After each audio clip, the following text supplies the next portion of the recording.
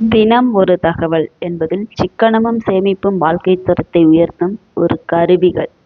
ஏன்னா நம்ம சிக்கனமாக இருந்தோம்னா இன்னைக்கு சிக்கனமாக இருந்துக்கிட்டு சேமித்து வச்சோம்னா பிறகு ஒரு 4-5 வருஷம் கழிச்சு நம்ம சிக்கனமாக இருந்ததுக்கும் சேமித்து வச்சதுக்கும் நிறையவே அர்த்தம் இருக்குது.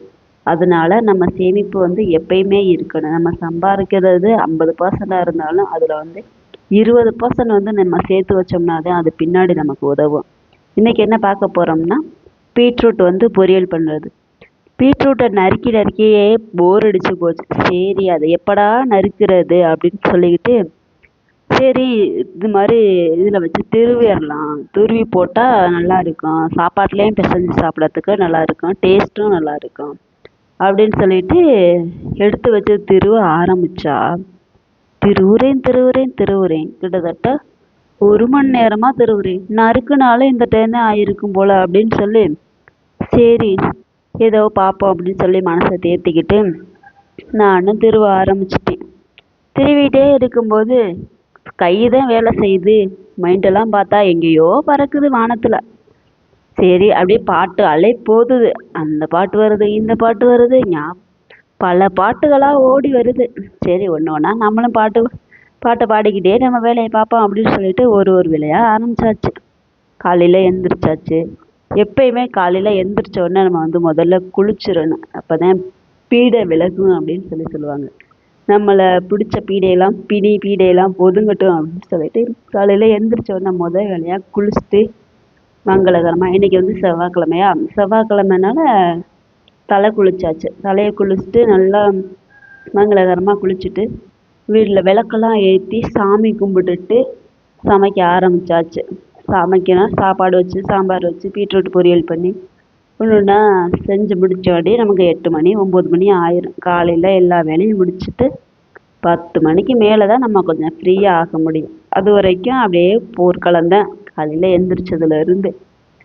சரி ஒன்று ஒன்றா பண்ண ஆரம்பித்தான். ஏதோ சொல்லணும்னு நினச்சேனே. அடிக்கடி நம்ம உணவில் பொரியல் பீட்ரூட்டு சேர்த்துக்கிறதுனால நமக்கு இம்யூனிட்டி அதிகரிக்கும்னு சொல்லுவாங்க. அதனால் எப்பயுமே நம்ம சாப்பிட்ற சாப்பாடில் கொஞ்சம் ஹெல்தி இருக்கா அப்படிங்கிறத பார்த்துக்கணும். அப்போல்லாம் என்ன வேணாலும் சாப்பிட்றது, வீட்டில் ஏதோ ஒன்று வாங்கியாந்து வைப்பாங்க, சமைச்சு வைப்பாங்க. ஸ்நாக்ஸுன்னு பார்த்தா பிஸ்கட்டு மிச்சர் ஏதோ ஒன்று வாங்கிட்டு வருவாங்க. அதுலலாம் என்ன ஹெல்த்தி இருக்குது எதுவுமே பார்க்குறதில்ல. அப்பா என்ன வாங்கிட்டு வர்றாரோ அதே சாப்பிட்டு பழகிருச்சு. ஆனால் இன்றைக்கி இருக்க சூழ்நிலைக்கு நம்ம சாப்பிட்ற சாப்பாடில் என்ன இருக்குது, எப்படி சாப்பிடணுன்றதெல்லாம் நல்லா தெரிஞ்சு சாப்பிடணும். அந்த சாப்பாட்டில் ஃபைபர் இருக்கா, அதனால என்ன நமக்கு உபயோகப்படுது, புரோட்டீன் இருக்கா, நம்ம ஹெல்த்துக்கு எந்த இஷ்யூவும் இருக்கா இல்லையா, இவ்வளவும் பார்த்து நம்ம சாப்பிட்ற மாதிரி இருக்குது. எப்போ பாரு கீழே வச்சுட்டே நறுக்கிடுறது. இப்போ நேற்று வீடு மாப்பு போட்டதுனால என்னமோ தெரியல, வீடு மாப்பு போட்ட இப்போ தான் நான் வீடு மாப்பு போட்டேன், கீழே சிந்தாத, அதை பண்ணாத இதை பண்ணாத அப்படின்னு நான் 700 பக்குவம் பண்ணுவேன். 2 நாளைக்கு தான் அந்த பக்குவம் இருக்கும். 3ஆம் நாள் பார்த்தா போ பார்த்துக்கலாம் அப்படின்னு சொல்லிட்டு எல்லாத்தையும் தூக்கி போட்டுடுறது. இதே பழக்கமாகவே போச்சு. ஃபஸ்ட்டு வீடு தொடச்சி விட்ற அன்னைக்கும் அதுக்கு மறுநாளும் பார்த்தா கொஞ்சம் நீட்டாக, ஐயோ இப்போ தான் வீடு தொடச்சேன், நேற்று தான் வீடு தொடச்சேன், கீழே கொட்டாத, சிந்தாமல் சாப்பிட்றா அப்படின்னு சொல்லி ஒரே டார்ச்சலாக இருக்கு. அதே 2 நாள் நம்மளும் அந்த 2 நாள்னே பார்த்தா கரெக்டாக ஃபாலோ பண்ணுவோம். அதுக்கு அடுத்த நாள் பார்த்தா அந்த ஃபாலோவிங்லாம் நின்று போயிடும். ஏன்தான் அப்படி மாறுதுன்னு தெரியலை. சரி விடு பார்த்துக்கோ அப்படின்னு சொல்லிட்டு 2 வெங்காயம், 2-3 பல் பூண்டு, ஒரு தக்காளி இதெல்லாம் குட்டி குட்டியாக கட் பண்ணி உரித்து எல்லாம் ரெடி பண்ணி தாளிப்புக்கு ரெடி பண்ணி வச்சுக்குவோம் ஃபஸ்ட்டு. இதே வேலையாகவே இருக்குது. காலையில் எழுந்திரிக்கிறோம், சமைக்கணும், மறுபடியும் சாப்பிடணும், மறுபடியும் தூங்கணும், மறுபடியும் சமைக்கணும், மறுபடியும் தூங்கணும். என்ன ரொட்டீன் லைஃபாக ஓடிக்கிட்டே இருக்குது. என்னடா செஞ்சதையே திரும்ப திரும்ப செஞ்சுக்கிட்டே இருக்கமேட்டு லைஃப் கொஞ்சம் அப்படியே போராகவே போகுது. சரி நம்ம அதெல்லாம் விட்டுருவோம். சரி நம்ம சமையலுக்கு வந்துடுவோம்.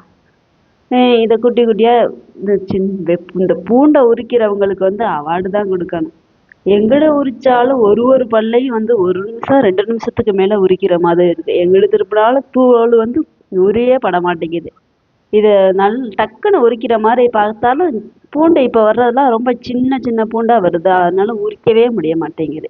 ஒரு வழியாக எல்லாத்தையும் உரித்து வீடெல்லாம் க்ளீன் பண்ணியாச்சு. இனிமேல் வந்து அடுப்புக்கு வச்சு அடுப்பு வேலையை ஸ்டார்ட் பண்ணிடலாம்.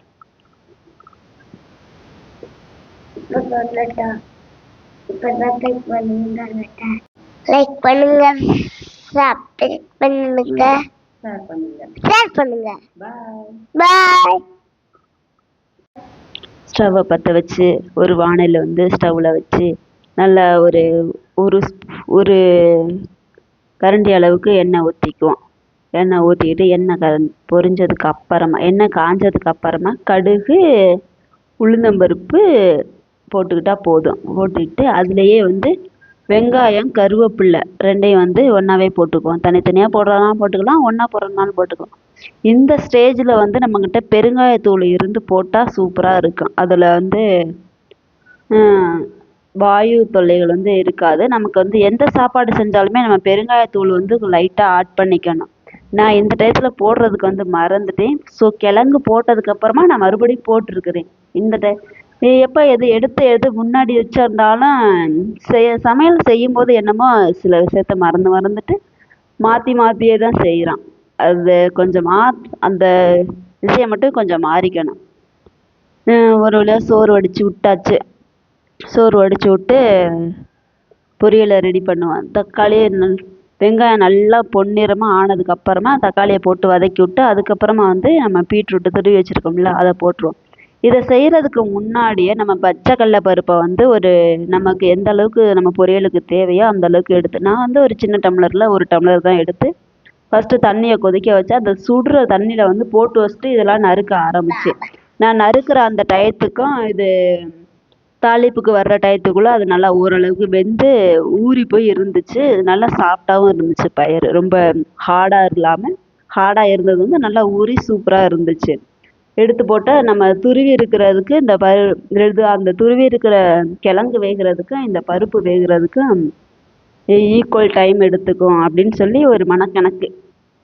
அதை அப்படியே ஃபாலோ பண்ணி நல்லா அடி வரைக்கும் நல்லா மேலால் போட்டதெல்லாம் நல்லா நம்ம நல்லா கிண்டி அதை எல்லாம் ஒன்றோட ஒன்றா மிக்ஸ் ஆகணும் பருப்பு.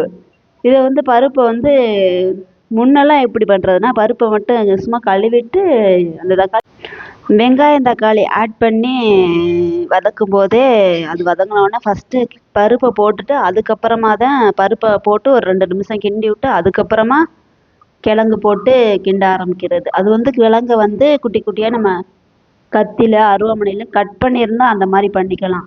இது வந்து நம்ம நறுக்கி செய்யும்போது அந்த மாதிரி போட்டோம்னா வேகிறதுக்கு வந்து இது வந்து கிழங்கோட சைஸ் வந்து பெருசாக இருக்கிறனால 2 வேகிற டைம் வந்து ஈக்குவலாக எடுத்துக்கும். இதே நம்ம திருவி போட்டிருக்கிறதுனால கொஞ்சம் நேரம் ஊற வச்சு சுடுதண்ணில் ஊற வச்சோம்னா கொஞ்சம் சீக்கிரமே ஊறிடும். அதனால் கொஞ்சம் நேரம் நல்லா ஊற வச்சு ஒரு 1/2 மணி நேரம் ஊறினாலே போதும். அதுக்கு தகுந்த மாதிரி நம்ம டைம் முன்னாடியே யோசித்து செஞ்சுக்கணும். நல்லா ஊறி இருந்துச்சு. பருப்பு போட்டு விட்டு நல்லா கிண்டினோம்னா கிழங்கு வந்து நல்லா இருந்துச்சு. இந்த கிழங்கு நம்ம சாப்பிட்றதுனால நம்ம ரத்தம் வந்து இந்த கிழங்கு நம்ம சாப்பிட்ற அன்னைக்கெல்லாம் ஒரு சொட்டு ரத்தம் நமக்கு வந்து அதிகமாக ஊறும். அந்தளவுக்கு இந்த கிழங்கு வந்து நமக்கு நல்லது.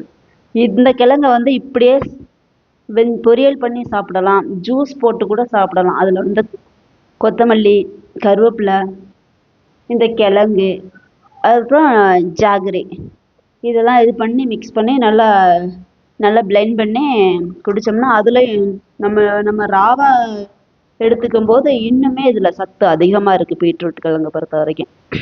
அந்த வீடியோ வந்து உங்களுக்கு கூடிய சீக்கிரமே அப்லோட் பண்ணுறேன். கிளைமேட் ப்ராப்ளம், பேசக்கூட முடியல, தொண்டை அறுக்குது. நம்ம இதை வச்சு விட்டு நம்ம மற்ற வேலையெல்லாம் சாம்பார் வச்சுருந்தோம்ல, சாம்பார் வந்து நைட்டே வச்சாச்சு. நைட்டு சாம்பார் வச்சு அப்படியே சாப்பிட்டாச்சு. சரி காலையில் பொரியல் பண்ணிக்கலாம், நைட்டு எப்போ பொரியல் பண்ணுறதுட்டு அந்த டைம் வந்து அதை பெருசாக எடுத்துக்கல. சாம்பார் மட்டும் வச்சு சாப்பாடு வச்சு சாப்பிட்டாச்சு.